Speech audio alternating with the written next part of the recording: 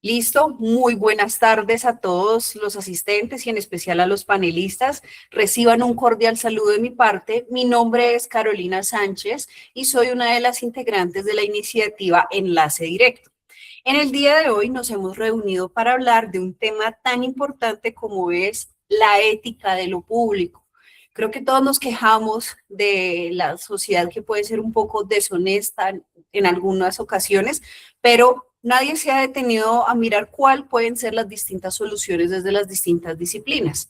Por eso, y antes de darle desarrollo a cada uno de los temas, quiero primero agradecer a las iniciativas que estuvieron presentes en la organización de este evento, tales como la Escuela de Liderazgo Público, la iniciativa Juntos por Boyacá, Mujeres Activas, Nodo Cívico, La Voz de los Míos, un podcast con unas historias fascinantes, y por último a CSB Abogados y Asociados presentes el día de hoy. Antes de darle la palabra a nuestros panelistas, me gustaría dar un poco de contexto sobre cómo surge este evento. Todas las personas aquí presentes hacemos parte de una iniciativa juvenil, regional, absolutamente enamorada de la política llamada Enlace Directo, quienes tuvimos la oportunidad de hacer un curso en tema de comunicación política y vimos, bueno, realmente una de sus integrantes llamada Manuela Osorio Rúa, a quien le damos un saludo el día de hoy, puso el tema sobre la mesa, expresó su preocupación sobre que algunas personas estaban más preocupadas en llenar una asistencia, en poder finalmente tener un cardón, sin poder disfrutar del proceso o poder aprender de cada uno de los contenidos que se impartían en el curso. Lo cual, Manuela justo en este momento se está conectando, pues lo cual abre un debate importantísimo y es sobre la ética en lo público. Entonces, a partir de eso, muchísimas personas y en especial nuestros panelistas en el día de hoy, desde cada una de sus disciplinas, que ustedes van a tener la oportunidad de ver los perfiles tan importantes que hay en cada uno de ellos, van a explicar un problema, los problemas que aquejan. Lo segundo, qué dice su respectiva disciplina al respecto, y lo tercero, cuáles son las soluciones más idóneas para ello. Entonces, sin más, vamos a explicarles a todos los panelistas las reglas del juego, que son las siguientes. En primer lugar, cada uno de ustedes tendrá 10 minutos para hacer la exposición del tema. Con el fin de desarrollar el cronograma de esta actividad y que todos los panelistas puedan hablar sin inconvenientes, me permitiré darles un aviso 3 minutos antes de terminar, 1 minuto antes de terminar, y cuando se termine el tiempo les diré la palabra tiempo. Así podemos dar el desarrollo a la reunión. Entonces, empezamos con los panelistas. Tengo el honor de presentarles a Leonardo Jair Ospina Herrera, quien es historiador de la Universidad de Cartagena, es maestrando de 2 maestrías, maestría en innovación educativa en UNIR y en cooperación internacional para el desarrollo de la Universidad de San Buenaventura, Cartagena, quien nos va a hablar sobre la exposición de la ética desde las ciencias sociales, en donde permite analizar cómo el poder, las instituciones y las decisiones colectivas deben responder a criterios normativos que garanticen la legitimidad. Bienvenido, Leonardo. Buenas tardes para todos. Bueno, ya como dice la compañera, mi nombre es Leonardo Ospina Herrera, historiador de profesión y bueno, vamos a hacer una disertación con respecto a las ciencias, a la ética, desde mi área, las ciencias sociales. Partimos con una manía que tenemos los historiadores, que es definir primero el concepto, ¿verdad? Las ciencias sociales son esa herramienta que estudia la sociedad. No solo la sociedad, sino que también el poder y cómo estas dos variables, sociedad y poder, se relacionan, ¿cierto? Entendemos por sociedad la comunidad, esa común unidad que cualquier decisión que tome, por muy pequeña que sea, nos afecta. En ese orden de ideas, la columna vertebral, como organicé mi disertación, es la ética. El concepto más común de la ética es que la ética son los valores humanos, el comportamiento que tenemos los individuos. y que si bien es cierto, a lo largo de la historia, filósofos, politólogos y demás la han definido y la han diferenciado de la moral, esta busca la responsabilidad moral como individuo. De allí esa frase que siempre hemos escuchado de haz las cosas bien aunque no te estén viendo. Es decir, tú no necesitas tener un panóptico, en palabras de Michel Foucault, para poder hacer las cosas bien. Primero. Segundo, ¿cómo la relacionamos entonces con la ética? Ahí voy a referenciar a Max Weber. Max Weber, que menciona la ética de la responsabilidad. Cómo yo como individuo actúo de manera coherente y responsable en fin de un bien común, ¿cierto? Entonces, la ética no solo analiza las normas morales, sino que las consecuencias, sino que también analiza las consecuencias de nuestras acciones. Esto en las ciencias sociales es esencial porque trabajamos directamente con las personas, con el individuo. Y que nosotros los individuos estamos regidos por un Estado, unas instituciones, un sistema político, una economía y nada más y nada menos que los medios de comunicación, que han jugado un papel fundamental en este momento, en la globalización, en la contemporaneidad, y que la era digital ha abierto un nuevo poder con respecto a cómo yo como individuo en sociedad me relaciono con los demás. Y que sigo referenciando a Michel Foucault cuando dice que el poder no se tiene, sino que se ejerce. El poder se ejerce. ¿Quién lo ejerce y para quién lo ejerce? Y que traigo de la mano a Nicolás Maquiavelo, ¿verdad? Un filósofo político italiano que dice que el poder es controlar y mantener el control significa ordenar, y cuando uno ordena, controla. Por eso su famosa frase del fin justifica los medios, y que se apoya también en el filósofo inglés Thomas Hobbes, que dice que el poder permite o tiene un contrato con la ciudadanía, con los individuos. Hay una reciprocidad, el Estado brinda seguridad y nosotros los ciudadanos le damos nuestra confidencialidad. Es decir, que el poder está presente en todas las esferas de la sociedad, en todos los niveles de la sociedad. Y la ética ayuda a cuestionar cómo se utiliza ese poder, si realmente beneficia a los individuos que hacen parte de una comunidad. Bien, por otra parte, Estanislao Zuleta, colombiano, nos dice que la democracia se fortalece gracias al pensamiento crítico que tenemos mediante todas las instituciones. Por eso es una verdad de perogrullo que en Colombia, para el caso colombiano, el poder no se concentra en un solo poder o en unas solas manos. Tenemos tres instituciones que hacen viable la separación de los poderes, que permite tener todo lo que nosotros conocemos: las elecciones libres y soberanas, que tú votas sin obligatoriedad, que tú puedes derrocar a un gobernante que no consideras que está realizando las cosas bien y demás.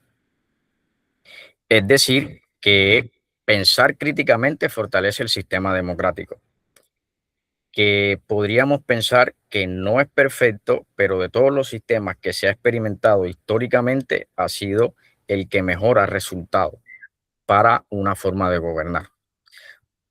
Perdón. Entonces, Estanislao defiende la idea de que el pensar críticamente es una de las variables que permite que una sociedad requiera o prepare unos ciudadanos capaces de cuestionar el ejercicio ético dentro de la sociedad en la que se encuentra. Ponemos el caso, o voy a poner el caso de mi ciudad, Cartagena, donde hace poco el alcalde Dumet ha realizado un proceso de corte de los manglares que están llegando al centro histórico y que ha sido cuestionado tremendamente, y él justifica que el plan de gobierno de él requiere desarrollo y ampliar las vías de accesos que tenemos. Así que se ha venido toda una ola ética de si el progreso, éticamente hablando, permite que la economía defina lo demás. Entonces el desarrollo no debe medirse solo por el dinero, trayendo ese ejemplo a colación, sino por la capacidad humana que tenemos como individuos para velar por el ejercicio ético que tenemos todos, ¿verdad? Una realidad cartagenera que capaz para Barranquilla sea diferente, para Bogotá diferente, para Medellín diferente y demás. El punto central es cómo yo, como persona, como individuo, actúo éticamente con respecto al ejercicio del poder. Entonces, una sociedad justa debe garantizar esas oportunidades reales. Cuando la ética se vuelve un valor primario en una sociedad, el ejercicio mejora con respecto a la toma de decisiones que se puedan dar. ¿Por qué? Porque la desigualdad puede disminuir y en su defecto, que es lo que se quiere, no exista. Y que lo podemos ver también en los espacios rurales y urbanos. Toda una desigualdad histórica que se tiene y cómo en el 3 espacio, minutos. y cómo en el espacio rural el ejercicio ético parece casi inexistente. Hay toda una red clientelar, ¿verdad? De favores recíprocos, etcétera, etcétera, donde el ciudadano de a pie de ese espacio rural pareciese que no votara conscientemente, sino por los beneficios que pueda obtener. Bien, entonces la ética exige que se respete la dignidad humana, se reconozcan los conocimientos de la sociedad y que se comprenda la diferencia en el otro, en la otredad. Que lo podemos ver en las instituciones, como menciona Jürgen Habermas, en la Escuela de Frankfurt, donde cita, abro comillas, que la democracia necesita de un diálogo constante, racional y participación ciudadana, donde la ética se vuelve la bandera para tomar decisiones que implican una ética pública de primero, transparencia, participación y que se cuide el bien común que nos beneficia a todos. Que estas instituciones están polarizadas o permeadas por la corrupción, la desinformación, el clientelismo y demás, y que nos surge la pregunta de si el Estado es corrupto. Valga decir que el Estado no es corrupto, el Estado es la institución que está allí. Corruptos somos los que hacemos parte del Estado, o en otra palabra, los que tomamos decisiones. Ahora, ¿qué papel jugamos nosotros como votantes cuando hacemos los procesos de elección? ¿Verdad? Una pregunta Un minuto. que mis estudiantes y que escuchamos constantemente y es que el Estado es corrupto. No, el Estado no es corrupto. Corrupto es la persona que está dentro del Estado, que ejerce el poder y que toma decisiones. Para concluir, podemos entonces decir que actualmente la ética, el ejercicio ético enfrenta nuevos desafíos que se relacionan con la tecnología en las instituciones, la desigualdad y una crisis no solo política ni económica, sino también ambiental, y que las ciencias sociales, los historiadores, los lingüistas, los politólogos, ¿verdad? Tenemos la responsabilidad de hacer las investigaciones éticas que demuestren una verdad bastante objetiva con respecto a los problemas y dificultades que tenemos en el país. Por ejemplo, y con esto cierro, la historia de Colombia, que ha sido una violencia constante entre dos partidos tradicionales, liberal y conservador, y que escuchamos mucho hoy que ya no son liberales y conservadores, sino uribistas y petristas, hasta qué punto yo como investigador social, ¿verdad? Si tengo un tinte hacia allá o hacia acá, puedo nublarme con respecto a una búsqueda certeza y verdadera de un tema en específico. Muchas gracias. Muchas gracias, Leonardo, por la intervención y por de paso abrir este panel. Ahora damos espacio a Camilo Andrés Dávila Peña, quien es abogado egresado de la Universidad Libre de Colombia, consejero departamental de Paz, Reconciliación y Convivencia de Boyacá, consejero municipal de Juventud de Duitama, defensor de derechos humanos, columnista e investigador, quien nos va a hablar ahora sobre la ética en lo público desde el enfoque disciplinario, puntualmente la Ley 1952 de 2019 y la Ley 2196 de 2022. Bienvenido. Bueno, primeramente agradecer este espacio. Me encanta poder compartir de forma interdisciplinaria con compañeros que manejan distintas áreas del conocimiento, en sus experticias. Y pues bueno, hablar de ética más en lo público es de cierta forma controversial, entendiendo que hablar de la ética en sí corresponde precisamente a ese estudio de la conducta humana en un marco social, el cómo nos comportamos nosotros dentro de la sociedad. Pero cuando hablamos de la ética en lo público, ya no estamos hablando netamente de cómo se comporta una persona, sino que lo calificamos en un servidor público o funcionario público.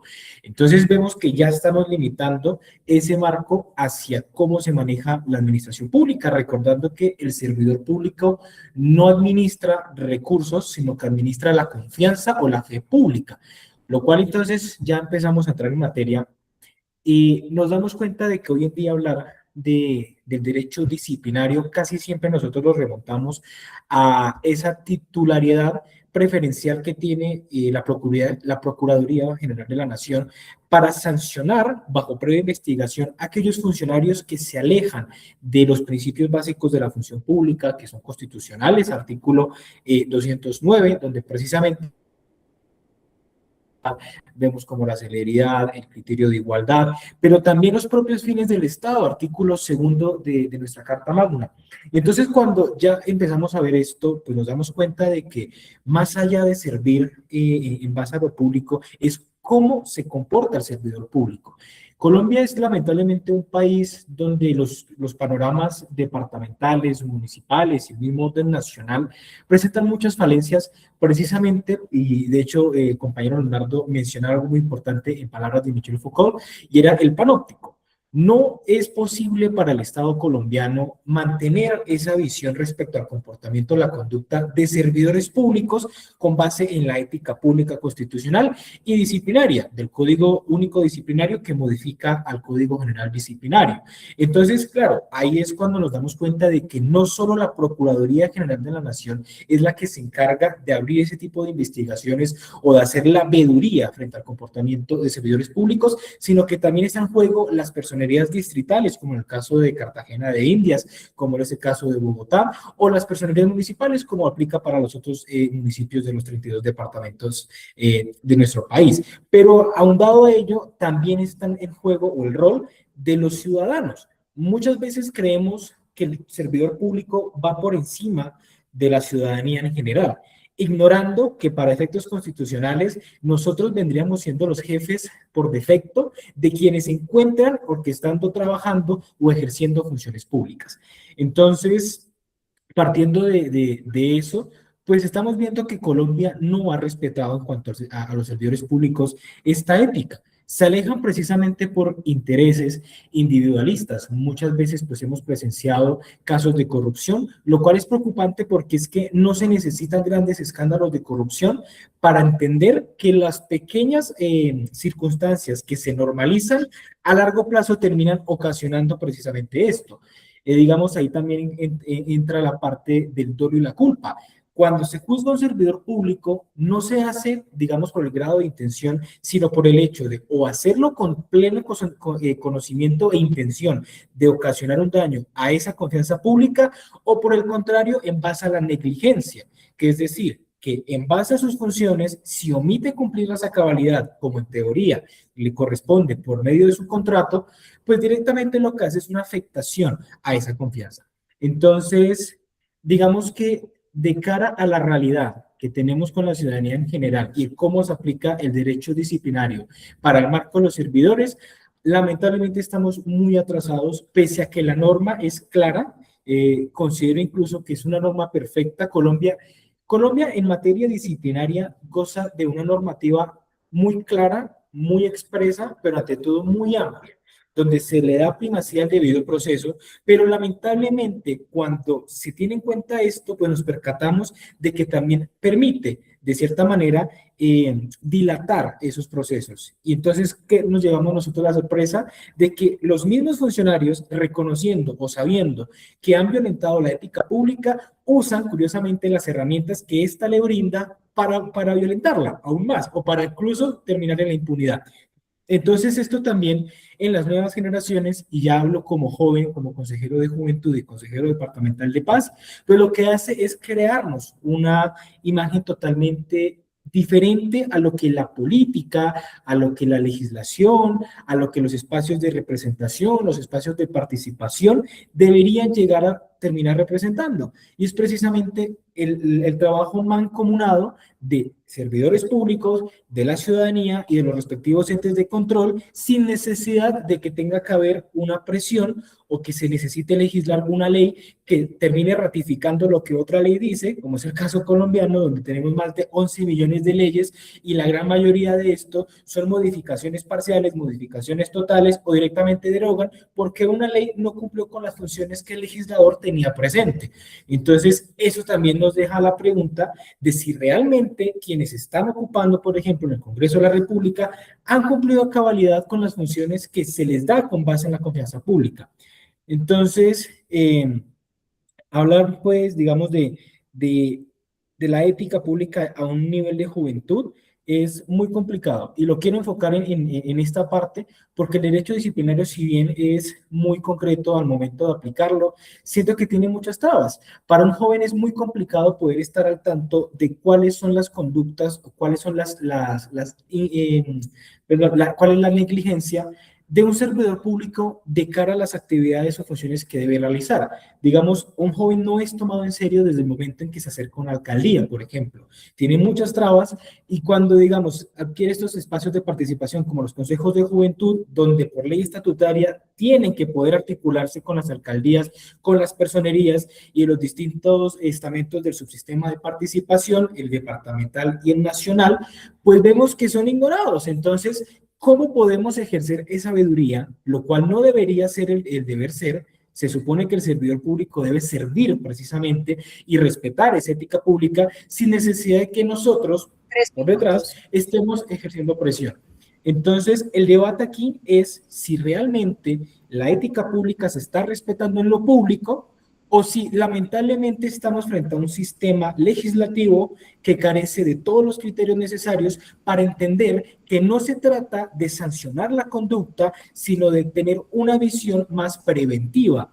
Pero eso al mismo tiempo es una demostración de que el sistema no funciona, porque si existe la necesidad de ejercer esas medidas preventivas, es porque la persona de antemano pues ya está careciendo de un criterio riguroso de respeto a la ética pública, pero al mismo tiempo es parte de una normalización. No es un secreto que Colombia, lamentablemente, si vemos hablamos pues en un contexto internacional, suele ser uno de los países representativos de lo que no se tiene que hacer como servidor público. Vemos los casos del usted no sabe quién soy yo, vemos los casos de las coimas, vemos los casos cuando una persona necesita acceder a un servicio que están en la obligación de darle, pero le cobran o le ponen trabas por el simple hecho de pertenecer o no a un partido político o de ser afín a algún representante o dirigente de estos mismos. Entonces, la ética pública en Colombia y desde un criterio disciplinario y juvenil ha dejado mucho de qué hablar y pues realmente la invitación es a que quienes nos están escuchando saquen sus propias conclusiones, lo investiguen, se van a dar cuenta por qué existió una modificación del Código General Disciplinario al Código Único Disciplinario. Antes se miraba al servidor público dependiendo de la escala que tenía, dependiendo de la entidad a la que pertenecía. Luego se dieron cuenta de que no era viable hacerlo porque el Estado era incapaz de mantener ese orden y crearon el Código Único Disciplinario, el cual, en el criterio del legislador, pues podría cumplir esas funciones garantistas de la ética pública con base en los fines del Estado, pero oh sorpresa que tampoco se ha podido. Entonces, ¿es la ética pública realmente un fin materializable o lamentablemente se ha quedado en la norma? Muchas gracias. Bueno, pues muchas gracias por la intervención. Quedan varias ideas. Seguimos ahora con la intervención de Shadia Saksuk. Shadia se encuentra en este momento en la sala. Bueno, mientras ella se conecta, podemos pasar al siguiente panelista, que es Felipe Rodríguez. Felipe, veo que estás conectado ahí. ¿Quieres presentar, quieres que pasemos el video o quieres intervenir? Tú nos dirás.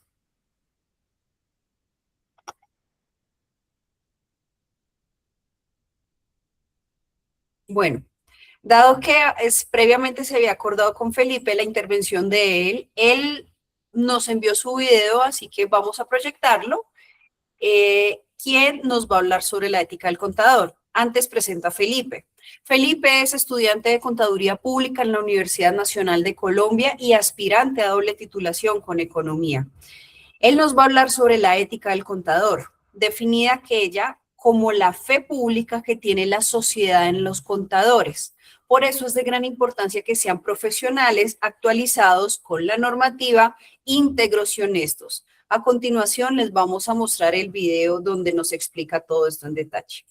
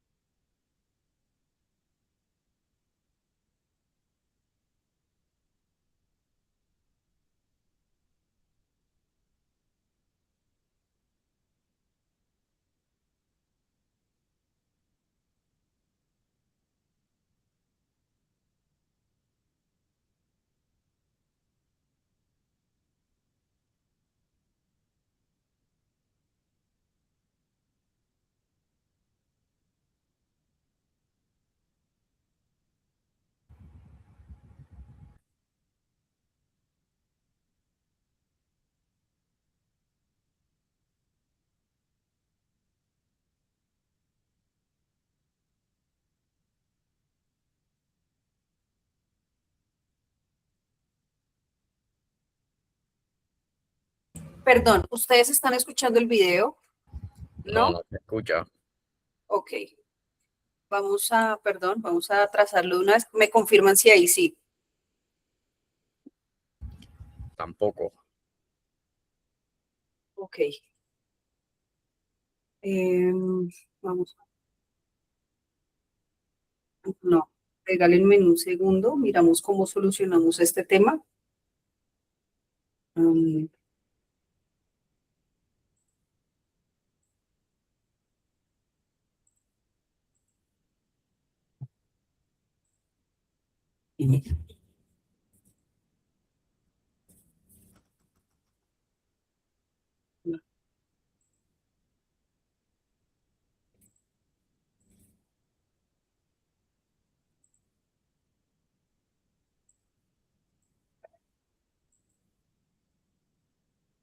Ahí,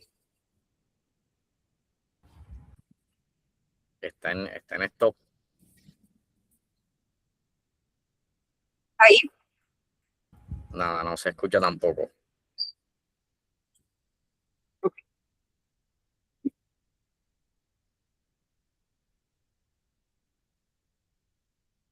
ahí.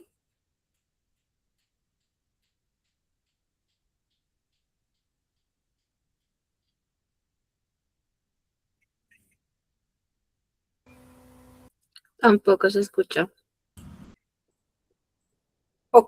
Ok, vamos a hacer lo siguiente. No sé si tal vez Laura Tatiana quiera pasar mientras solucionamos estos temas acá y hacer su intervención o ya hacer. Que No, seguro, señora. sí, yo sigo con la intervención mientras tanto se soluciona lo del compañero. Perfecto, muchas gracias. Entonces ya te doy la bienvenida. Seguiríamos con Laura Tatiana Villate, quien es estudiante de tercer semestre de Ciencias Políticas, con formación complementaria a través de diplomados en género, derechos humanos y participación ciudadana tanto en el ámbito público como en el ámbito privado. Actualmente se desempeña como consejera municipal de juventudes, desde donde impulsa iniciativas de incidencia juvenil, equidad de género y fortalecimiento de la participación política de las mujeres jóvenes. Aquí la panelista, con su intervención, Mujeres que Deciden, Liderazgo Femenino y Participación Juvenil en lo Público, nos va a hablar sobre el liderazgo femenino, la participación ciudadana y el empoderamiento de las juventudes en los espacios de toma de decisiones. Bienvenida, Laura Tatiana. Gracias. Bueno, buenas tardes para todos.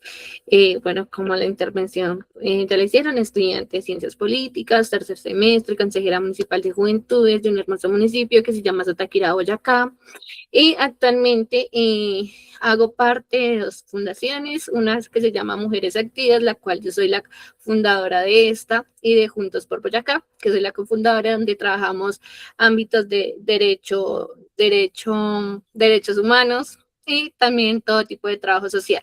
Bueno, la participación institucional juvenil en el liderazgo femenino y la defensa de una democracia libre de violencias, pues actualmente es algo totalmente llevado a la realidad, ya que hemos evidenciado que muchos jóvenes dentro de nuestro país, lastimosamente, y muchas mujeres, para participar en estos escenarios, lastimosamente, debemos recurrir a escenarios de participación política. Cuando me refiero a escenarios de participación política, es acudir a partidos políticos, involucrarnos, meternos de lleno para nosotros poder incidir en nuestros territorios. ¿Qué está pasando? Que lastimosamente se supone que nosotros los jóvenes somos el cambio y la generación de este país, donde debemos dejar atrás todo el tema de la politiquería tradicional. Lastimosamente eso no se está haciendo y lastimosamente lo estamos viendo más reflejado en los jóvenes, donde nosotros mismos como jóvenes, nosotros mismos nos estamos, como se dice vulgarmente, tirando mucho hate solo por pertenecer o pensar o tener ideologías diferentes a las que muchos jóvenes tienen. Bueno, también me he formado en varios diplomados en derechos humanos y en equidad de género. Bueno, voy a contarles un poquito de lo que es Mujeres Activas.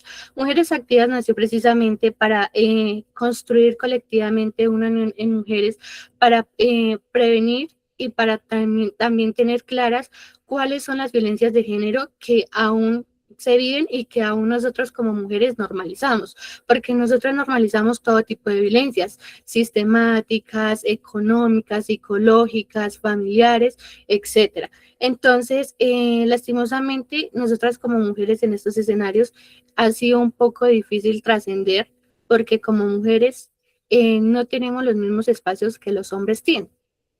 Hasta el momento se ha visto así reflejado. Entonces, estos espacios pues son de empoderamiento para que nosotros las mujeres, desde espacios de participación, como son los subsistemas de participación ciudadana, que son las plataformas y consejos municipales de juventud, nosotras mismas podamos participar y dar a conocer las capacidades que nosotras como mujeres tenemos en estos espacios. Bueno, el tema de derechos humanos y la participación ciudadana han sido temas que también se han trabajado como con el sector privado, con el sector público. Esta formación ha permanecido y ha enseñado a comprender la participación política no solo es como un principio formativo, participativo, sino que también es un principio normativo que nosotros debemos entender desde también la involucración de la ciencia política como estudiante. Entonces, también en el marco del Consejo Municipal de Juventudes, es un espacio institucional donde la equidad de género y el fortalecimiento de la participación política de las mujeres en jóvenes nosotros debemos extender y la participación, incidir y dejar huella en territorio. Bueno,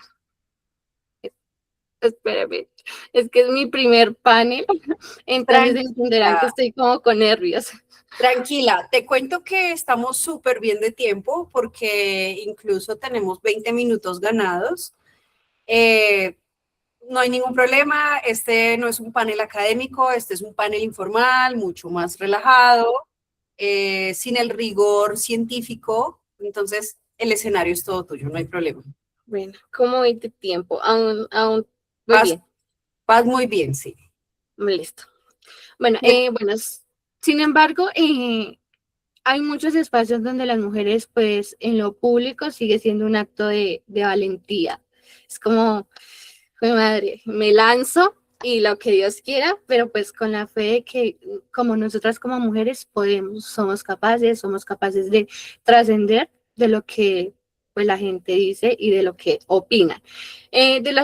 Desde la perspectiva analítica, la participación juvenil femenina continúa enfrentando muchas barreras estructurales que limitan la participación de estas mismas, de las mujeres en muchos escenarios y en muchas tomas de decisiones. Entre ellas se destacan cuando una mujer incide o quiere involucrarse en la participación política, debe someterse a muchas cosas, a muchas cosas que yo me refiero, acosos laborales, acosos por parte de otras personas que te incitan a hacer cosas que tú no deseas para tú poder encajar o estar en ese escenario que tú deseas estar, que tú deseas tener por mérito propio, pero pues lastimosamente no es mérito propio, sino te dictan algo para que tú estés ahí. Entonces, han sido muchas brechas que existen entre los marcos de estereotipos, pero acá algo que vengo a recalcar es que nosotras en estos espacios de incidencia y participación juvenil no debemos normalizar por nada del mundo, absolutamente nada, las violencias políticas basadas en género y la persecución política.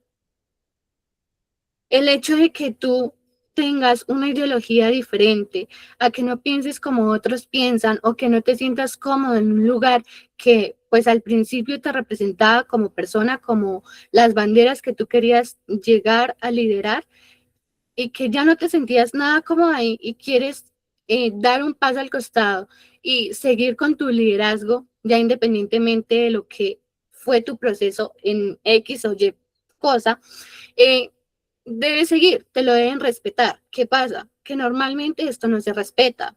Lo que hacen es persecución, amenazas, te limitan, te cierran puertas y lo que hacen es cerrarte, crearte una brecha como de que tú te lo buscaste y tú te quedas ahí, tú ya no puedes salir de ahí.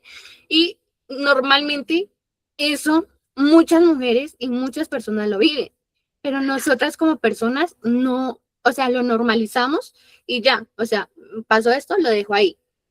O sea, esto no es nada. Pero no, es violencia política. Y yo lo digo porque me sucedió hace poquito y ha sido un proceso difícil de llevar porque pues la gente de tantas cosas que suceden y que no tienen conocimiento, la gente lo cree. La gente o sea, cree que eso de lo que te dicen sí es cierto, pero no ven la versión de la víctima, sino ven la versión de los victimarios.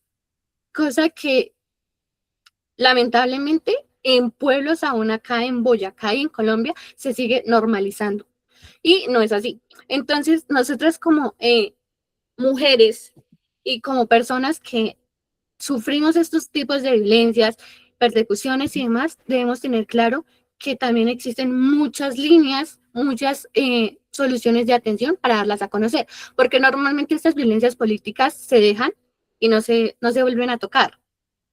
Y muchas personas no tienen conocimiento de que esto es violencia política y que podemos hacer, o sea, nosotras como víctimas podemos ejercer algo encima de los victimarios. Me refiero a iniciar procesos legales, a poder hacerles una investigación y también hasta el punto en el que, pues, dado caso, la violencia que estas personas ejercieron sobre X o Y persona, dado el caso que pueden también sustituirlos de los cargos que actualmente tenían en procesos políticos, en cargos públicos o privados.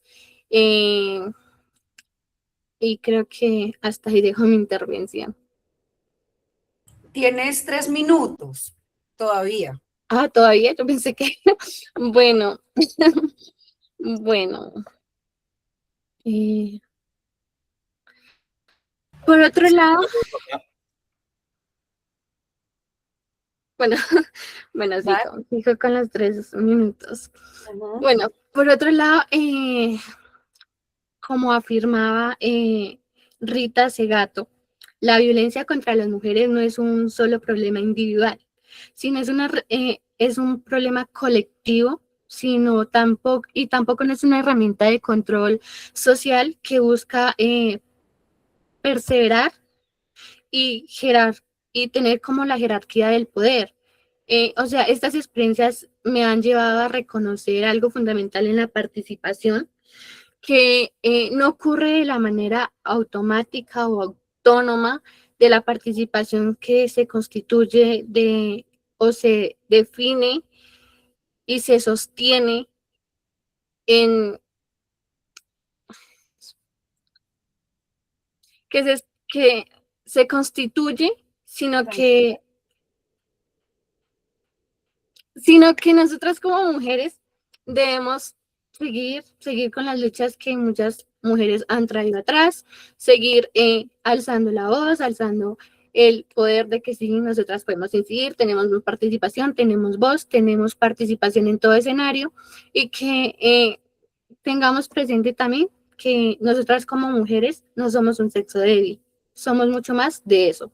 Somos mucho más de lo que podemos demostrar, de lo que podemos hacer, y que nosotras como mujeres también somos ese pilar fundamental de la sociedad, porque según la ONU, más del 50% de la población somos mujeres.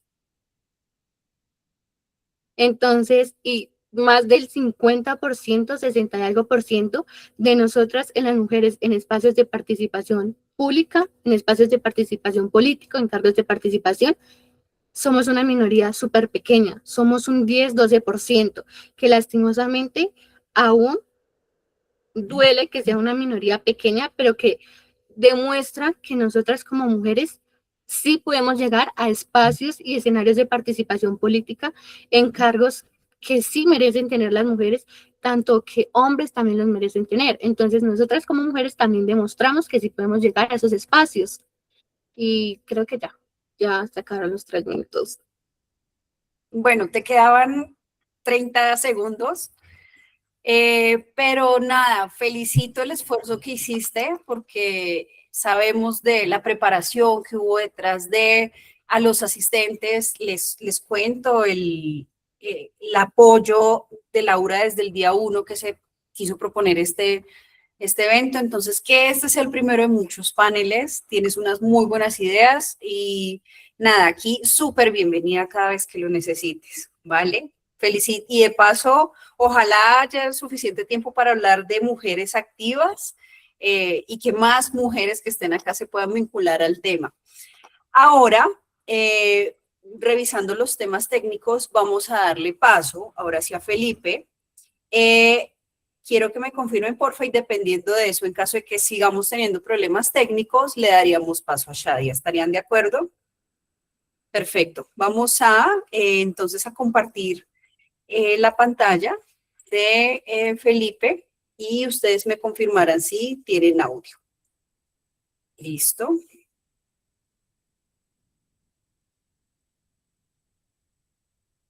Me confirman si ya hay audio. Nada, no hay. No hay audio, ¿verdad? No tienes audio. Ahí. Tampoco. Tampoco. Bueno, entonces procedemos a darle paso a nuestra panelista Shadia. Me permito presentarla. Shadia, ella Saksuk, estudiante de Ciencia Política y Gobierno de 6º semestre de la Universidad del Norte de Barranquilla, con interés en la democracia, la rama legislativa y la Constitución como pilares fundamentales del Estado colombiano. Se destaca por sus habilidades de análisis, argumentación crítica y comunicación orientadas al fortalecimiento de las instituciones públicas y las demás ramas del poder público. El tema de la intervención es el papel de las redes sociales en la democracia. En esta charla, la panelista va a reflexionar sobre cómo la corrupción, el clientelismo, el abuso de poder y la desinformación se han normalizado tanto que hoy sorprende más la honestidad que la corrupción. También la panelista analiza los sujetos responsables en el contexto electoral, transparencia y compromiso social, además de hacer un llamado a los jóvenes. Shadia, bienvenida. Hola, primero que todo quiero saludar a Caro, nuestra moderadora. Creo que este espacio va a ser full enriquecedor para todos y a todos los panelistas que me escuchan. Primero, les voy a hablar de la política, necesita ética, no excusa. Primero que todo, buenas tardes. Hablar de ética en lo público no es un tema secundario, ni un simple debate académico, es una necesidad urgente en una sociedad donde muchas personas han perdido la confianza en la política y en las instituciones en quienes ejerce el poder hoy en día. Y voy a comenzar con una pregunta incómoda para que reflexiones. ¿En qué momento nos acostumbramos a relacionar la política con corrupción, privilegios y mentiras y engaños? Porque actualmente cuando alguien habla de ética en la política, muchas personas como periodistas, medios, etcétera, reaccionan con minoría como si fueran dos conceptos imposibles de unir. Y lo más preocupante no es solamente que exista corrupción, lo más grave de todo es que la sociedad que ya casi la espera. Como politóloga, es que el problema no es únicamente la existencia de los malos funcionarios, sino el verdadero problema es la normalización que vemos nosotros como prácticas incorrectas, como el clientelismo, el abuso de poder, el favoritismo, el silencio frente al individuo. Y sí, hay que decirlo claramente, la corrupción no solamente empieza desde el Ejecutivo, sino que empieza desde los hogares. No siempre empieza robando millones de pesos. Empieza cuando alguien acomoda a un amigo a un cargo público y cuando se compran votos, cuando se utilizan las instituciones para intereses personales o cuando se justifica lo incorrecto diciendo que todos lo hacen. Nos hemos acostumbrado a que tanto la falta de ética es que ahora que se aprende más que un funcionario honesto es uno corrupto, porque eso debería preocuparnos profundamente como sociedad. Pero hablar de ética en lo público también implica hablar del político que vive el país, especialmente en tiempos de elecciones presidenciales, porque una elección no solamente se escoge un presidente, sino que se define quién lo rodea, se define el rumbo político y social y moral de una nación. Y muchas veces las campañas políticas se convierten en escenarios donde vale más la manipulación, los sentimientos, donde algunos candidatos prometen lo imposible, apelan al miedo y alimentan la polarización y utilizan la desinformación para poder ganar, poder. Además, la ética electoral significa entender de que todo no vale por ganar votos, sino que el problema no es quién gana una elección, sino que cómo llega al poder. Muchos hablan de cambio, muchos hablan de las mismas prácticas de siempre, de que los partidos políticos, y critican la corrupción en los partidos y las maquinarias. Hablan del pueblo que aparecen únicamente en campaña. Eso no es liderazgo, eso es oportunismo. Porque también debemos reconocer algo incómodo, es que la ciudadanía no debe exigir ética pública, sino mientras que siga normalizando prácticas antiéticas, no podemos criticar la corrupción como se vende el voto. Mientras que apoya el favoritismo en el gobierno actual, porque se vota por fanatismo y no desde el análisis, porque la democracia no se fortalece con ciudadanos indiferentes, sino que se fortalece con el pensamiento crítico, información y capaces de exigir transparencia. La política debe ser una herramienta de transformación social, un espacio de diálogo, no acumular privilegios entre los mismos de siempre. Gobernar no convertirse en un espacio de ego, sino un compromiso serio con la sociedad.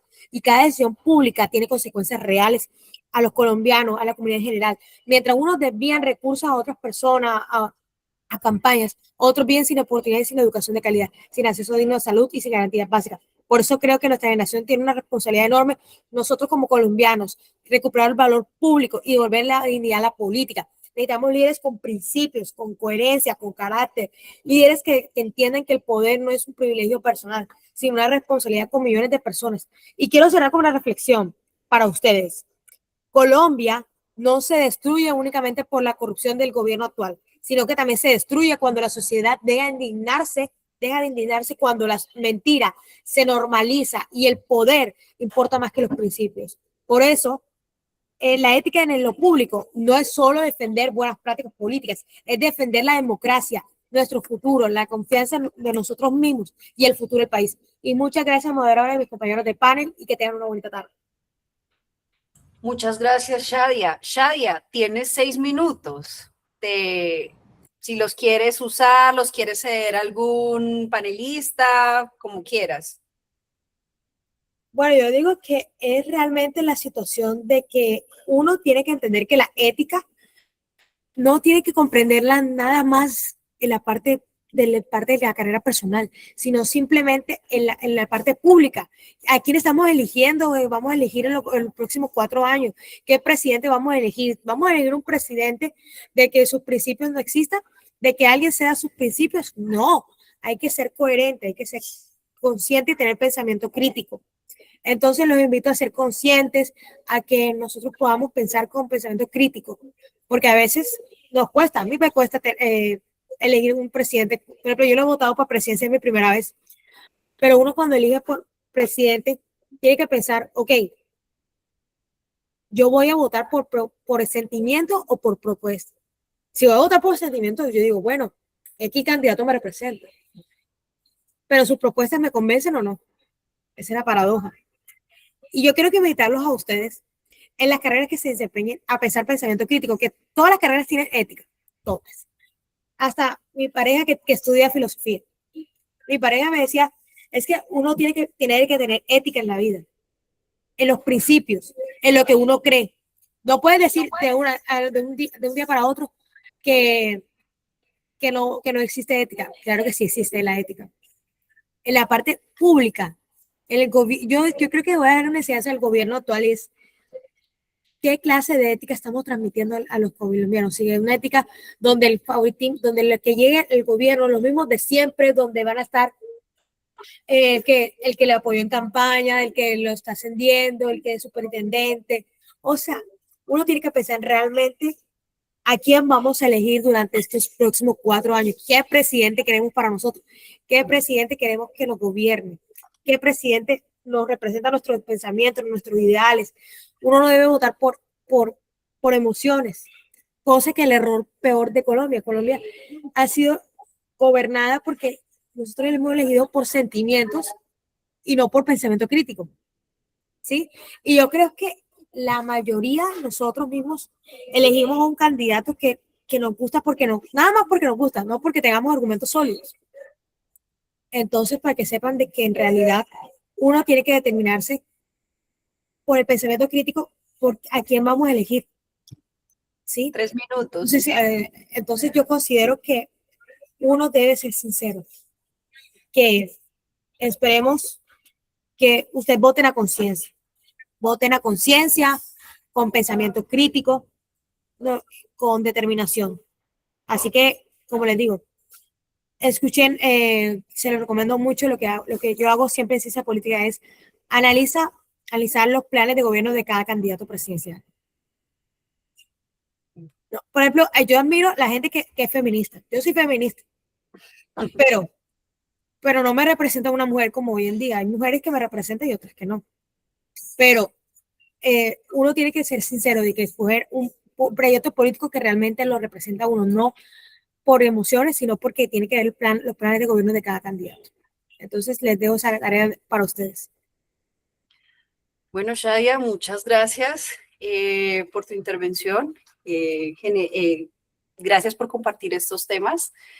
Ahora seguimos con el siguiente panelista, que es nuestro querido, regálenme un segundo, que es Yasser Miranda, nuestro querido Yasser Miranda, también de La Voz de los Míos.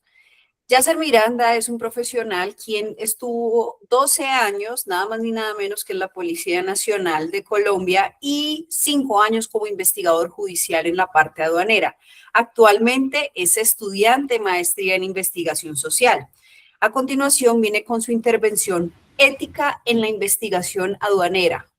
La verdad es un tema que nunca lo he oído, y hablo a título personal, nunca lo he oído en ningún panel, y me genera mucha curiosidad de cómo puede ser este tema, y más aún recientemente, ya que está tan de moda por la intervención a cierta empresa que ha generado mucho tema de conversación en este país. Entonces, nada, Yasser nos va a hablar sobre la experiencia en la parte aduanera y en la parte policial como resultado de su labor en ambas instituciones. Bienvenido, Yasser. Bueno, muy buenas tardes, ¿me escuchan? Perfectamente. Ok, muy buenas tardes. Principalmente mi nombre es Jefferson Miranda. Bueno, gracias a Dios he aprendido muchas cosas en la vida. Aparte de ser policía, soy músico y pues mi nombre artístico es Yasser Miranda. Bueno, duré 12 años en la policía, gracias a Dios, tuve mucha experiencia en la parte como servidor público y en la institución desempeñé varios cargos. Últimamente desempeñé el cargo de investigador judicial en la parte aduanera.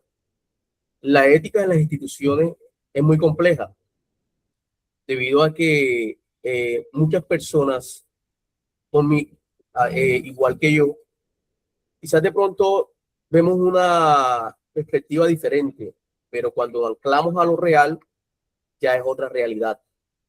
Vivimos una experiencia donde tenemos que acatar órdenes, donde no sabemos quién está al lado de nosotros como servidores públicos y que no solo en la policía, en diferentes tipos de entidades del gobierno se han desempeñado un rol antiético. Eso no viene desde ahora, eso viene de hace muchos años, donde normalizamos nosotros como colombianos la parte de corrupción.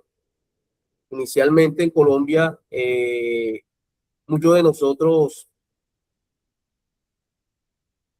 practicamos esa metodología de corrupción hasta desde casa y seguimos esos patrones que ya normalizamos esa conducta cuando prácticamente ejercemos una profesión. En la policía, precisamente en las escuelas, pues hacemos diferentes tipos de cursos, diplomados, anticorrupción, pero muchas veces la ciudadanía te corrompe también, debido a que te ofrecen muchas cosas a cambio de. Ya el servidor público en su ética se accede o no accede a ese ofrecimiento. En la parte aduanera, pues se presentan muchas líneas debido a las prácticas que se realizan en los procedimientos judiciales, como es el contrabando técnico, donde se puede evidenciar que existen tantos factores que afectan un proceso judicial, debido a que por medio de esas investigaciones hay personas o movimientos que pueden afectar al servidor público que se encuentre ejerciendo su carrera de forma o de manera ética. Es muy importante saber que en todas las instituciones se presenta, tanto en la policía, en la DIAN, en la fiscalía, en la procuraduría, contraloría, y es difícil nosotros como servidores públicos realizar ciertas situaciones debido a que vamos a ser quizás de pronto juzgados o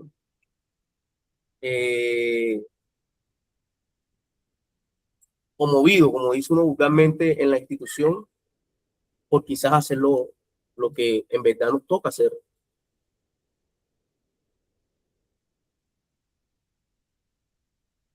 Te escuchamos. No, es que estoy viendo un mensaje aquí que colocó Andrés Méndez, pues no sé si es para mí. No, las preguntas se resuelven después de todas las intervenciones. Ok, puedes perfecto. ir adelante. Entonces, pues, es muy difícil nosotros manejar esa situación. Aunque uno más quiera, como servidor público, la ética es muy difícil ejecutarla o que se realice de manera óptima en una institución pública. Ahora, hoy en día, bueno, me salí de la policía, duré 12 años, actualmente soy docente y me encuentro haciendo una maestría en investigación social. Pues dejé de ejercer mi profesión como investigador judicial y ahora me estoy especializando en investigación social, debido a que estoy ejerciendo mi labor como docente he encontrado tantas falencias en el ámbito social, pues era apático a la política, debido a que los servidores públicos que ejercen función de fuerza como la policía, el ejército, no pueden votar. Entonces, éramos apáticos a la política por eso. Cuando me retiré de la policía, pues veo la realidad política. Aunque dentro de las instituciones hay una realidad diferente, fuera de la institución, realidad diferente política. Cuando me retiro de la policía, ejerzo mi profesión como docente, siento la necesidad de saber más sobre la sociedad, tanto así que me enamoro de amar proyectos sociales, el cual realicé uno que se llama La Voz de los Míos, con el fin de escuchar a esos jóvenes. Por eso aplaudo mucho la intervención de Tatiana Villete, que es una joven que se está desempeñando su labor de líder, y es muy importante apoyar a esta juventud. Hoy en día manejo media académica y mi proyecto de tesis va basado en eso, en enseñarle a los jóvenes por medio de la educomunicación la parte de democracia política, porque desafortunadamente hoy en día muchos jóvenes no le prestan atención a eso. La verdad no les llama la atención la parte política, no saben cuáles son sus derechos. Y pues sería bueno la iniciativa que tengo, que es la educomunicación, como un podcast educativo, pedagógico, el cual le voy a enseñar la parte política democrática a los jóvenes de grado 10 y 11. La idea es que eso se prolifere en diferentes instituciones educativas donde me encuentro, que es la ciudad de Cartagena, y pues divulgar esa información y atrapar a los jóvenes para que aprendan más sobre el ámbito político, debido a que en 4 años ellos van a ser los próximos ciudadanos legalmente y que van a tener la oportunidad de votar o quizás de pronto de ser elegidos como líder de su comunidad. Entonces la idea es construir ese liderazgo desde ya, y en eso me estoy basando debido a la experiencia que he tenido tanto en la policía, en la parte aduanera, en los territorios donde he trabajado. He viajado por diferentes tipos de ciudades, departamentos, ejerciendo mi labor como policía, pues ya no la ejerzo. Ahora dejé la policía para ingresar a las escuelas a dictar clases. Y pues hoy en día me siento agradecido porque he enriquecido mis conocimientos enseñando y aprendiendo de los jóvenes. Creo que, como dijo Tatiana, son el futuro, el presente y el futuro. Y tenemos que fortalecer el conocimiento a ellos. Que ellos sepan elegir, así como lo dijo Shahid, saber elegir no por emociones, sino por criterio. Desafortunadamente, y esa es mi percepción personal, lo que he percibido, cualquier gobierno que se monte no va a tener control absoluto de gobernar un país, debido a que tenemos 3 líneas principales de poder, que es el ejecutivo, el judicial y el legislativo. Entonces, ¿qué pasa? Que si no hay coherencia entre los 3, pues tampoco se puede direccionar un país. Y para concluir, me gustaría también tener la oportunidad de, respetando a todos los que están aquí, de presentar mi proyecto y que puedan intervenir en mi proyecto de podcast ante los estudiantes de grado 10 y 11 cuando presente la propuesta y realice mis intervenciones audiovisuales. Agradezco por su intervención, agradezco a Carolina por la oportunidad, y pues aquí un servidor más para cualquier requerimiento. Muchas gracias. Bueno, muchísimas gracias a nuestro querido Yasser. Ahora hemos decidido cambiar la metodología de la intervención de Felipe. Él va a tener la oportunidad de intervenir directamente, ya no vamos a transmitir el video. Entonces, le damos la bienvenida a Felipe. Felipe, bienvenido.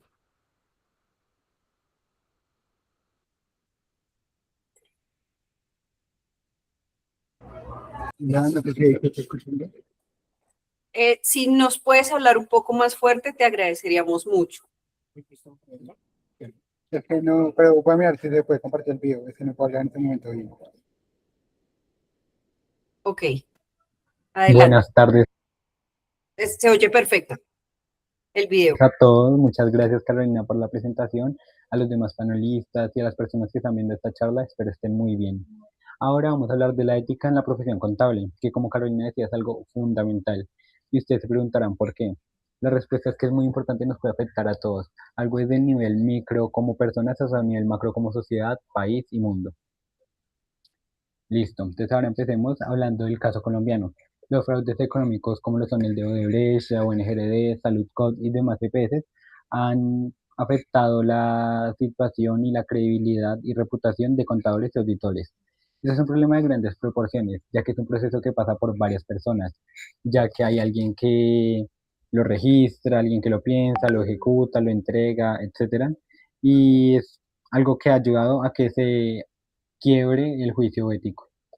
Por ejemplo, aquí en la imagen vemos los costos anuales estimados en corrupción. Es una cifra en dólares, la cual fue presentada en el foro de corrupción en Colombia, la peor forma de violencia, por el abogado José Ugas, y vemos una comparación del dinero para el desarrollo y el dinero perdido en corrupción. Por ejemplo, erradicar la pobreza extrema es alrededor de 65 billones de dólares para el 2017, mientras que los sobornos pagados globalmente son de $1 trillón para el momento. Son cifras que sorprenden, la verdad. La educación primaria universal cubrir alrededor de 42 billones de dólares y alrededor de 20 a 40 trillones son robados de presupuesto público en países tercermundistas. Esto nos lleva a reflexionar bastante, la verdad, y demuestra una situación preocupante que si se actuara éticamente podríamos sacar con grandes problemas de los que tenemos, la verdad. Listo, ahora pasaremos por el lado de la normativa de la profesión contable, que busca profesionales aptos para cumplir con honestidad y rigor en las labores que son encargadas. Principalmente hablaremos de la Ley 43 de 1990, donde se dice que, les cito aquí como lo que se habla del contador público, que el contador público es la persona natural que mediante la inscripción que acredite su competencia profesional está en la facultad para dar fe pública de hechos propios del ámbito de su profesión, dictaminar sobre estados financieros y realizar las demás actividades relacionadas con la ciencia contable en general. Bueno, la inscripción se refiere cuando se le otorga la tarjeta profesional y está la da la Junta Central de Contadores, que se tienen ciertos requisitos. Bueno, el primero es tener más de 3 años viviendo aquí en Colombia si se es extranjero o ser ciudadano colombiano. El segundo es tener un título profesional de contador público y el tercero es tener más de 1 año de experiencia en la profesión contable. Esto pues es algo fundamental porque hace profesionales con conocimiento real en las situaciones a las que se enfrenta en su vida laboral.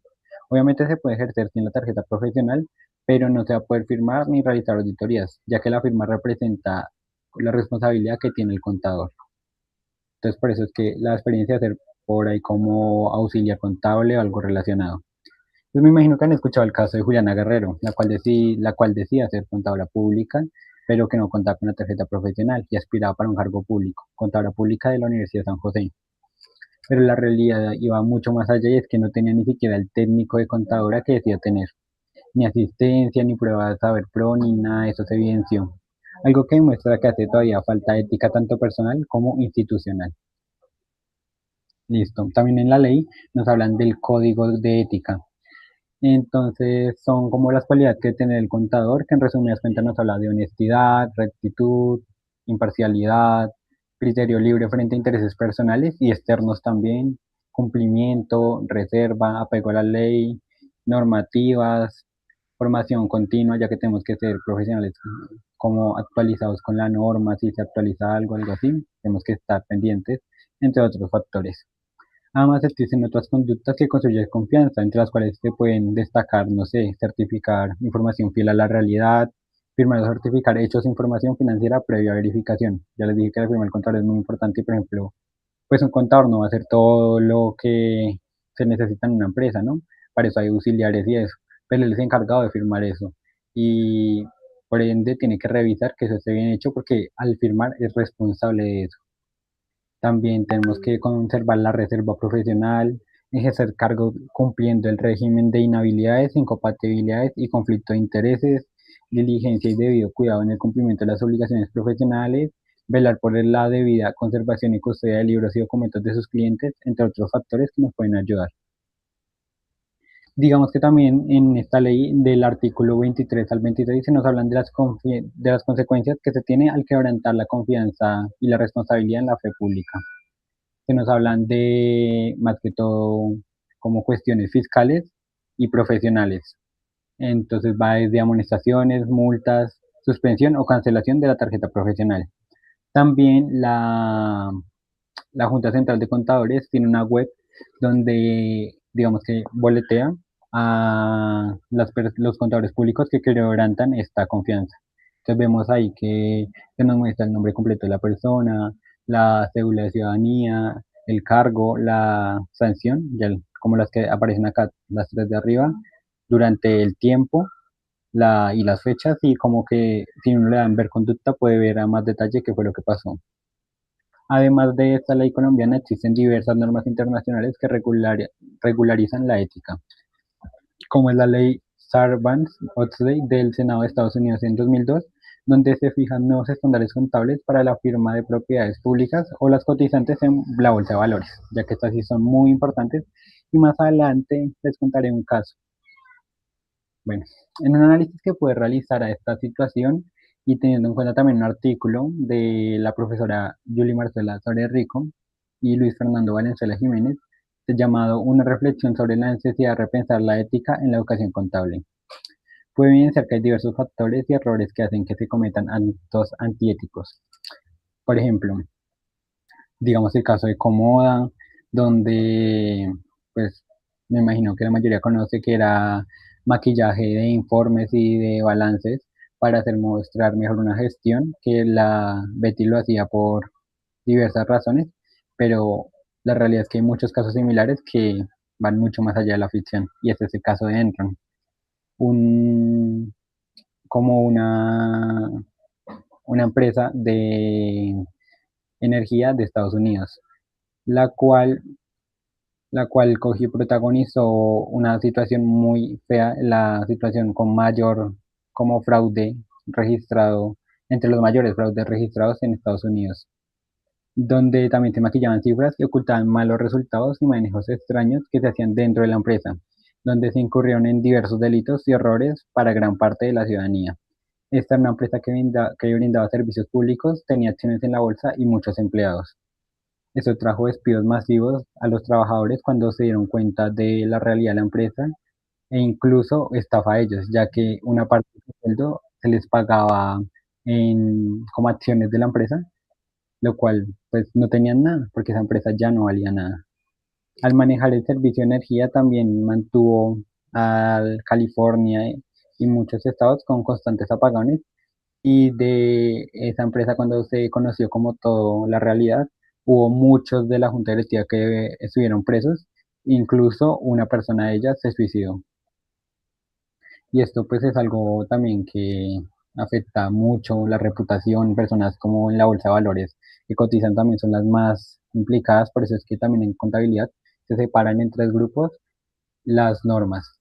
Hay el grupo uno que son NIF plenas, que se aplican, las NIF son las normas internacionales de información financiera, y estas se aplican en el grupo uno plenas o sea, tienen que las empresas que cotizan en bolsa seguir tal cual la ley, toda completa. Hay NIF para pymes que son más flexibles, que es el grupo 2, y hay como un grupo 3 que más en el caso colombiano, que son las NIF simplificadas, que son más que todo para micronegocios. Pero, por ejemplo, a ver, pongamos otra situación hipotética, que también puede hasta el mismo contador hacerle como dudar de su moralidad y de sus valores. En una empresa un jefe también pide como mostrar resultados que no son, mostrar mayores resultados para que la junta directiva no le obligue a despedir tantos empleados, ya que le van a pedir que sus costos bajen, y eso lo van a hacer mediante el despido de empleados. Esto va a hacer que el contador entre en una gran disyuntiva entre mantener los empleos o mostrar la verdad. Y pues son situaciones que también no van, digamos que con algo que tenga intereses económicos o algo así, pero sí son situaciones que pueden afectar moralmente incluso. Listo. Como contadores y incluso como personas de distintas profesiones o oficios nos vemos a ver enfrentados a diversas situaciones que pueden poner en duda nuestros valores y ética. Pero al enfrentarnos a estas amenazas, debemos tomarnos como un momento para identificar esta amenaza. No debemos ser algo que hagamos como con interés propio externo, sino donde hagamos una evaluación y enfrentemos esta amenaza para no permitir que quebrante nuestra ética de la profesional ni personal. En este gráfico podemos identificar algunos factores importantes que intervienen en el fraude. Este es el triángulo del fraude. Entonces, bueno, vemos que hay incentivos por posibilidad de beneficios propios o presión externa para la realización del fraude. Se van a presentar las oportunidades por carencia de controles o concentración y de funciones, pero es ahí donde debemos ser racionales, subjetivos, responsables y éticos. Entonces es algo para reflexionar siempre que nos veamos enfrentados a una situación como esta. Adicionalmente, digamos que analicé unos como características de la educación contable donde se pueden mejorar. Es que en la educación contable se identifica un enfoque superficial, donde son cursos aislados centrados solo en explicar las NIS, la NIC, la normativa y demás, pero es necesaria una ética transversal, integrar estos aspectos éticos en todas las materias de la carrera. Los docentes deben actuar como agentes transformadores donde se contextualice y haga reflexión ética en clase. Uso distintas metodologías y experiencias para adaptarnos y conocer más allá de las situaciones y un poco más de la realidad en la profesión. Además, generar un pensamiento crítico en los estudiantes y recalcar la responsabilidad social a ellos, ya que se evidencia un débil desarrollo del juicio ético en nuestra profesión, lastimosamente. Listo, ya casi finalizando, les hablaré de la fórmula cuádruple, pensar, decir o hacer, donde nos haremos varias preguntas para decidir sobre acciones e incluso cosas que vayamos a decir, pero tal vez no aporten mucho y hagan un efecto contrario, sea como personas, empresas, etcétera. Empezamos con ¿es honesto? ¿Se está siendo sincero, respetuoso y se guarda nuestra propia integridad? Es una pregunta que nos debemos hacer. Después vamos con genera valor, da esfuerzo a los demás, estamos siendo empáticos y comprensivos. En tercer lugar tenemos que genera mejores interacciones, mejores relaciones sociales y ambientes sanos se están creando con esto que estamos haciendo, con esto que estamos diciendo. Por último, pero no menos importante, es equitativo, otorga a cada quien lo que le corresponde. Estas son las preguntas básicas, pero que cualquier persona puede hacerse y es valioso para tomar una decisión o como algunas palabras que vayamos a decir y ayuden a actuar de la mejor manera posible frente a diversas situaciones. Y listo, esto es todo. Muchas gracias. Espero les haya gustado esta charla y hayan conocido de pronto cosas nuevas y ampliar su visión desde un lugar diferente. Muchas gracias por su atención, espero se encuentren muy bien. Recuerden, yo soy Felipe Rodríguez, yo soy estudiante de Contaduría Pública y los invito a seguir un proyecto que estamos haciendo con otras personas conocidas en un grupo. Yo creo que la mayoría de las personas de aquí estudian en el curso de Periodismo Político y es Nodo Cívico, donde tenemos el objetivo de ser un medio informativo y educativo independiente para las personas para que ellas puedan conocer y estar al día sobre diversos temas, en especial en la política y lo que esto como que genera a su alrededor. Pueden mantener un contacto personal también conmigo por WhatsApp, Instagram o correo, ahí están. Lo mismo aquí están las redes de el proyecto que les decía. En cuanto al contacto es algo personal, no es algo profesional, pero cualquier cosa pueden comunicarse conmigo por estos medios. Muchas gracias, espero les haya gustado. Muchas gracias a Felipe por su intervención, muy aplicada, muy acuiciosa. Ahora, de paso, Felipe también, tal como lo mencionó en su última diapositiva, es uno de los fundadores de Nodo Cívico, una iniciativa que se encarga de explicar de la manera más objetiva y más sencilla posible todos estos temas políticos. Ahora vamos a cerrar este evento con broche de oro, A continuación viene una colega que se llama Fernanda Gómez. Fernanda es abogada y doctoranda en Derecho y Ciencias Políticas, magíster en Periodismo Cultural, directora de la revista digital internacional Mundo Cultural, experta en la convergencia entre el rigor normativo y la comunicación estratégica, aplicada a la gestión de contenidos con impacto social. La intervención que va a hacer el día de hoy es la transparencia informativa como garantía ética. Allí va a hacer una reflexión sobre el poder de la comunicación para movilizar sociedades y la necesidad del rigor jurídico para proteger el ejercicio periodístico y reconstruir el tejido social. Bienvenida, Fernanda.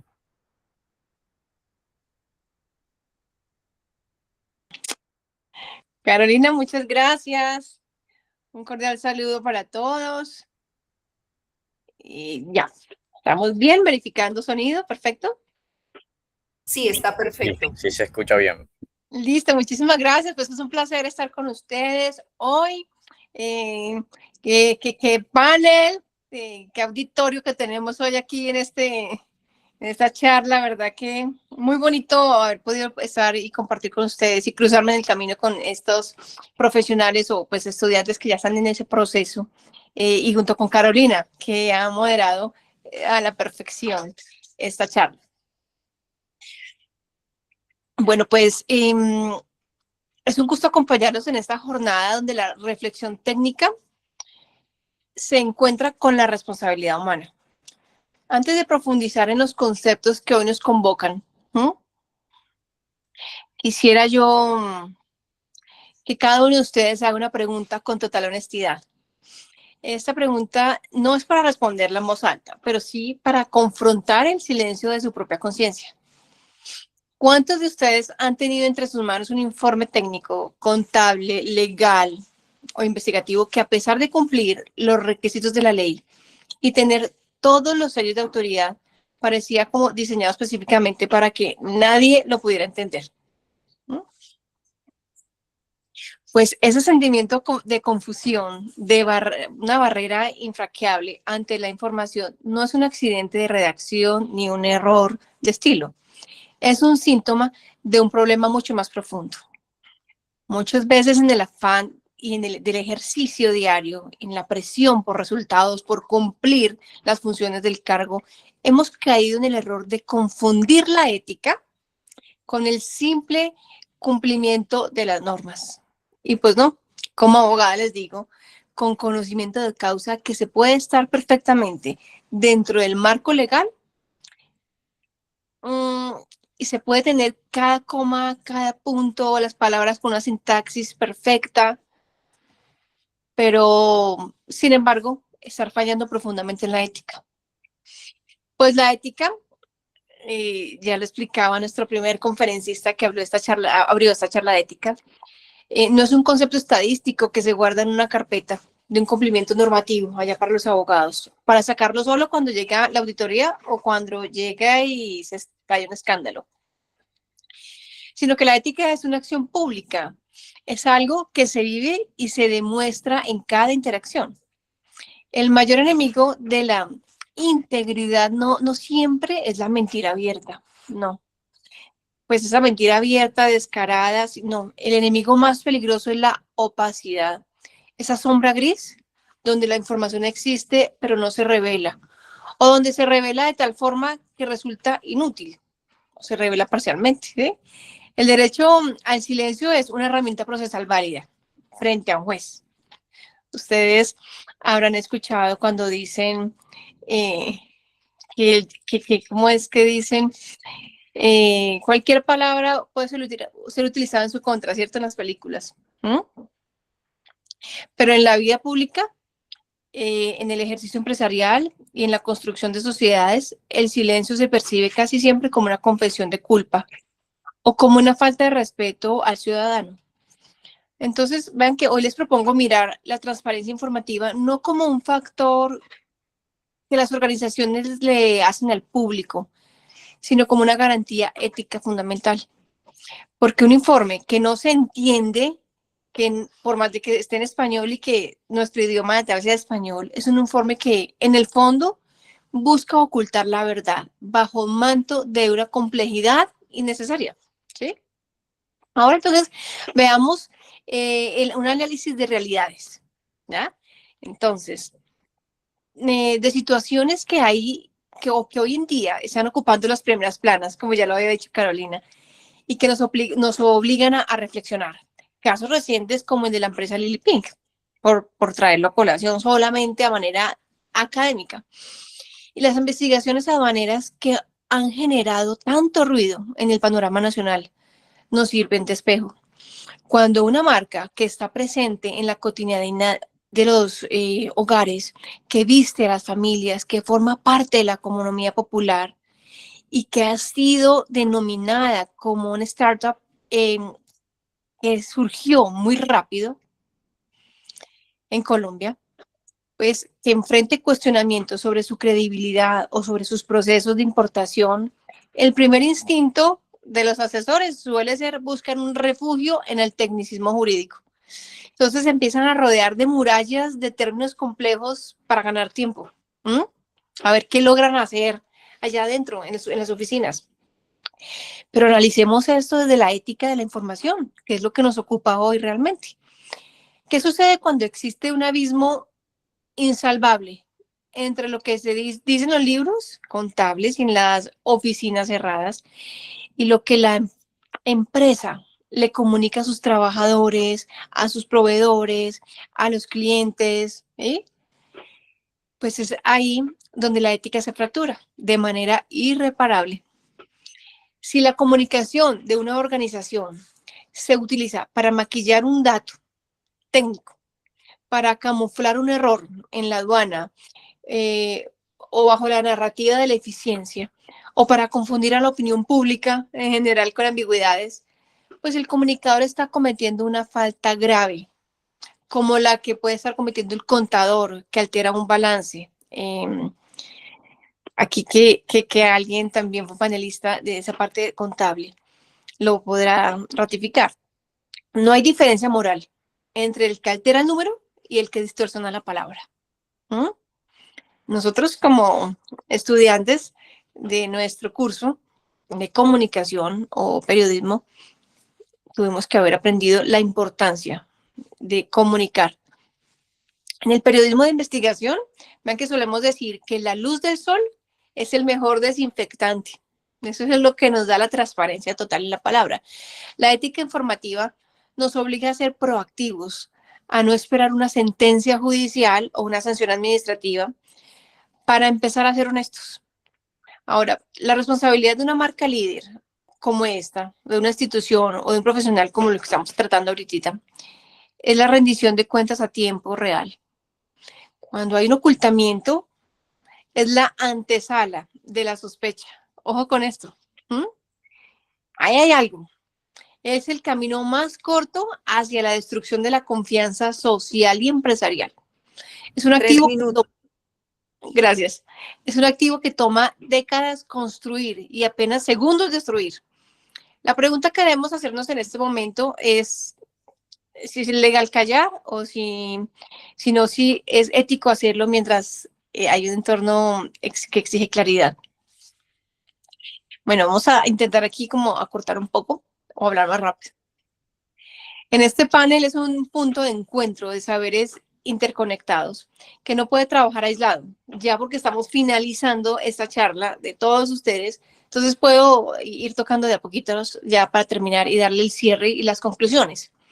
Tenemos aquí a los dueños del dato, al experto en aduanas, en contabilidad, en derecho disciplinario, en ciencias sociales, políticas, mujeres, como Valentina Tatiana estuvo allí hablando. Pero yo les pregunto a todos ustedes, ¿de qué sirve la exactitud de un dato si no se comunica con veracidad?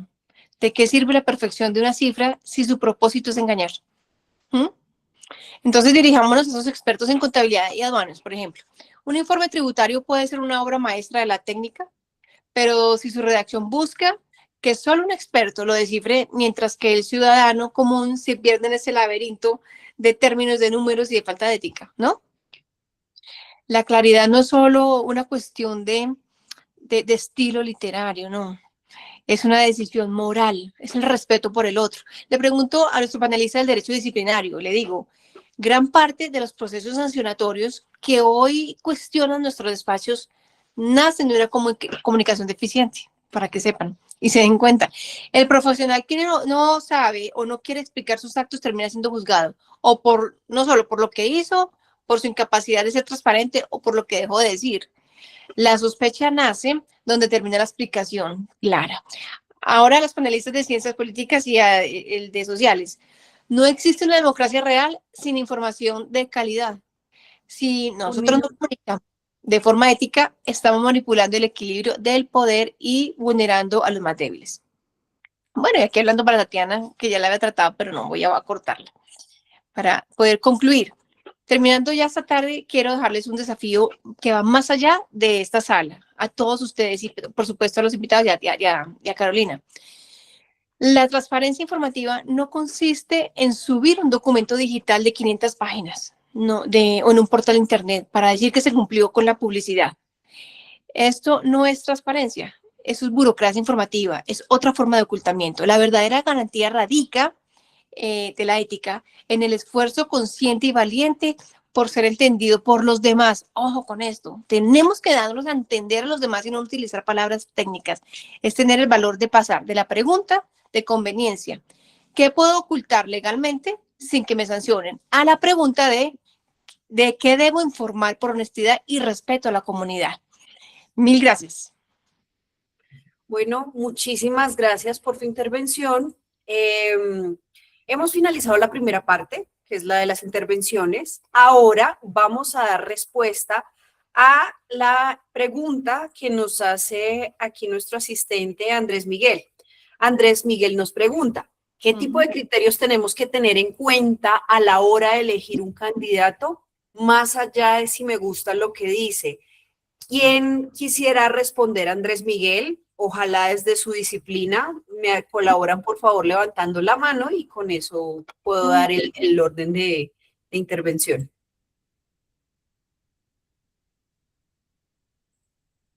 Repito la pregunta. ¿Qué tipo de criterios tenemos que tener en cuenta a la hora de elegir un candidato, más allá de que si me gusta lo que dice? Fernanda. Bueno, yo hago de pronto desde lo mío, ¿cierto? Percepción para la persona que pregunta, que me parece muy importante que el criterio cuál tiene que ser. Primero, investigarlo. No importa la ideología, no importa el partido político, no importa su extremo político, no importa su apellido. Es investíguelo y podrá analizar si la información que nos ha brindado ha sido transparente y veraz. Porque hoy puede decir una cosa, pero si usted encuentra en su información historial, ¿cierto? Hace 2 meses o 3 años, algo contrario, ojo, hay que seguir verificando el por qué cambió de opinión. Porque es válido, podemos cambiar de opinión, pero que sean consecuentes. Porque lo que estamos viendo hoy en día es que un día decimos una cosa y otro día otra, y los políticos se nos volvieron muy dinámicos. Pero resulta que nosotros, los ciudadanos del común, corriente, las bases, no podemos ser dinámicos, sino entonces se nos vienen encima. ¿Ya? Entonces es eso. Que, ojo con el dinamismo político de hoy en día. Gracias. Perfecto. Ahora le damos el uso de la palabra a Leonardo, quien también desea responder a la pregunta. Bueno, gracias a todos por sus intervenciones, siempre nutriéndonos un poco más. Bueno, con respecto a mi área de las ciencias sociales es la coherencia, ¿verdad? Ser coherente. Por ejemplo, llegan las elecciones y vamos al barrio y tal, pero antes fue así, es decir, antes de que fuese aspirante a alcaldía, por poner un ejemplo, en su sentido práctico, de hecho, fue coherente. ¿Alguna vez se montó en un Transcaribe o lo está haciendo solo ahora? ¿Verdad? ¿Alguna vez hizo la fila en el banco para pagar la cuenta que tenía o lo está haciendo ahora. En algún momento visitó esa escuela en la periferia de la ciudad o solo lo está haciendo ahora, ¿verdad? Y que hoy es muy fácil hacerlo por todos estos mecanismos digitales y demás. Hoy la foto, el blog, la internet, las redes, tal, es buscar eso, la coherencia en esa persona que aspira. Y que, bueno, es verdad que la política es pasional, ¿verdad? Y que nubla a veces ese criterio de coherencia que nos permite a nosotros hacer un barrido objetivo sobre esa persona que se lanza a cualquier cargo público.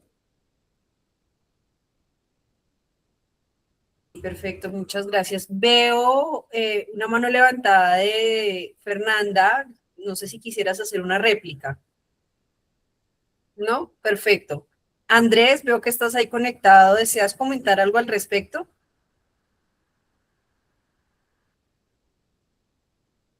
Andrés León, bueno. Perfecto.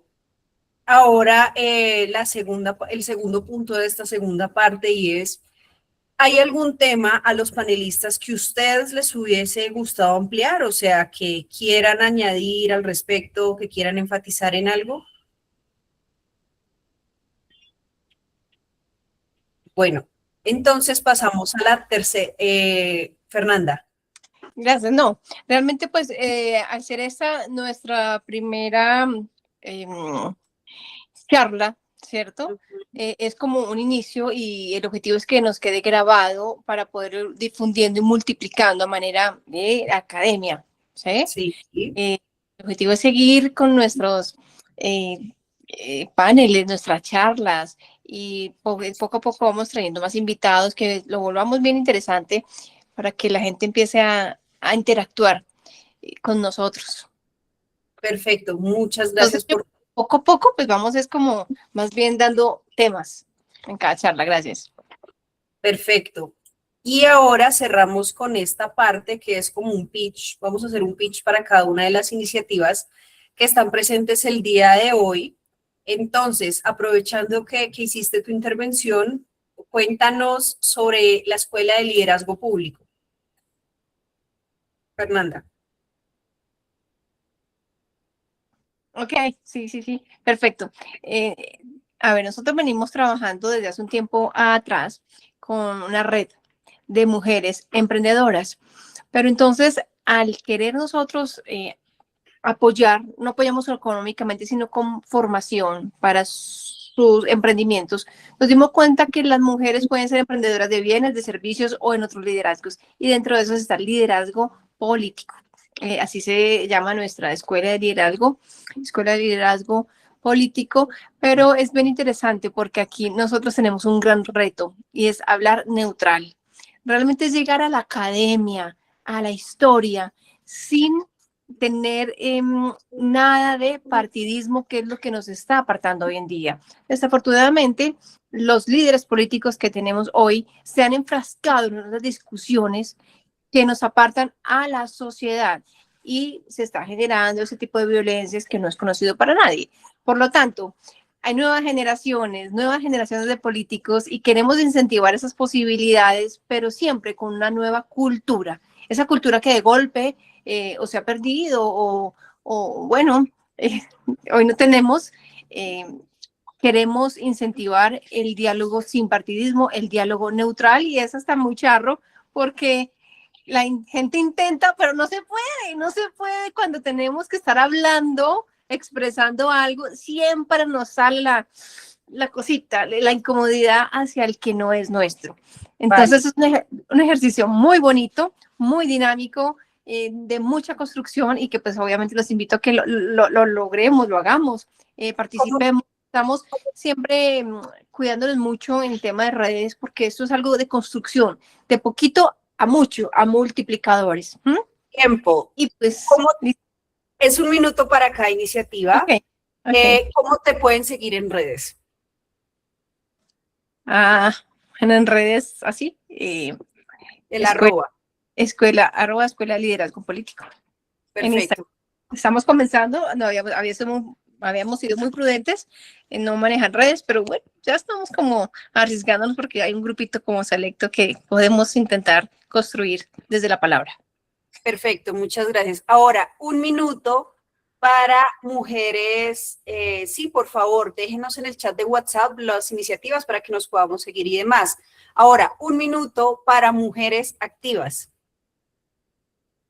Bueno, Mujeres Activas es una escuela de mujeres precisamente que son estudiantes, líderes feministas, donde tratamos muchos temas, tanto de equidad de género, tanto diversidades sexuales, violencias basadas en género, violencias políticas, violencias digitales, etcétera. También tenemos formación, capacitaciones, escenarios de participación con ONGs, con fundaciones a nivel nacional, a nivel local, a nivel departamental, y también realicemos talleres con otras mujeres que también pasan por procesos de violencias políticas, y también las llevamos a unas rutas de atención que pues tenemos unión ahorita con varias entidades de la gobernación acá, y también con Patrulla Púrpura trabajamos de la mano.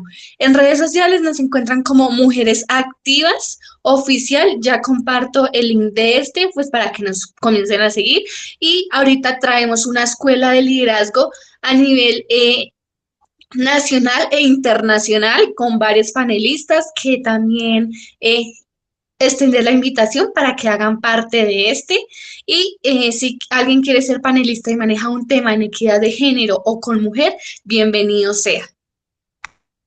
Muchísimas gracias, el minuto exacto. Ahora seguimos con La Voz de los Míos, nuestro podcast. Yacer. Bueno, La Voz de los Míos es una iniciativa, prácticamente iniciamos este año, hace pocos meses, debido a la necesidad que tienen los jóvenes de expresar quizás su narrativa en su vivencia de su comunidad, debido a que muchas veces en la institución donde laboro, muchos jóvenes sufren la parte psicoemocional y pues no encuentran a nadie con quien poder hablar y expresarle sus emociones, su día a día, y pues se encierran en situaciones tan complicadas que hoy en día percibimos los docentes que es muy difícil resolver esa situación desconociendo los casos. Aquí con La Voz de los Míos, la iniciativa surge debido a que muchos jóvenes donde yo me encuentro laborando son de barrios vulnerables, el cual no tienen esa atención de sus padres, de su familia, y buscan de pronto atención en otras personas que los escuchen, y pues quizás de pronto esas personas que los escuchen puedan ser personas con aspectos negativos, que puedan desenfocarse. Entonces aquí estamos presentándole una oportunidad a ellos a que digan su vivencia, sus pensamientos y se desahoguen quizás a la problemática que están viviendo hoy en día los jóvenes, tanto jóvenes como adultos, porque muchas veces nos encerramos en el yo, en ocultar muchas cosas, y eso es lo que nos daña a nosotros como personas, de no expresar de pronto lo que sentimos, lo que vivimos. Y bueno, esa es una iniciativa que me gustaría de pronto también compartirla con ustedes en el momento indicado y adecuado, y tener aportes de diferentes tipos de personas. Muchas gracias. Bueno, Yacer, bienvenido. Nos queda una de las iniciativas anfitrionas, CSB Abogados y Asociados, es el lugar desde donde estoy transmitiendo el día de hoy. Es una firma de abogados ubicada en Funza, Cundinamarca, es mi iniciativa, y aquí me enfoco básicamente, aquí tengo alianzas en diversos temas, pero la firma se enfoca en 2 temas. Primero, derecho del consumo, derecho del consumidor, y lo segundo en convalidación de títulos del exterior. Entonces, pues nada, siendo las 6:50, muchísimas gracias por su atención, a los panelistas por la preparación de este evento, y nos vemos en otra oportunidad. A los asistentes, a Juan Francisco, a Andrés, a Andrés Cárdenas, gracias por vincularse, a la doctora Mariana del Mar, un aplauso y muchas gracias, nos vemos. Hasta luego. Gracias a ti, doctora Carolina, y a todos los panelistas. Un abrazo, feliz noche. Gracias. Gracias. Hasta la próxima, compañeros panelistas. Hasta luego, gracias. Muchas gracias, muy amable. Gracias.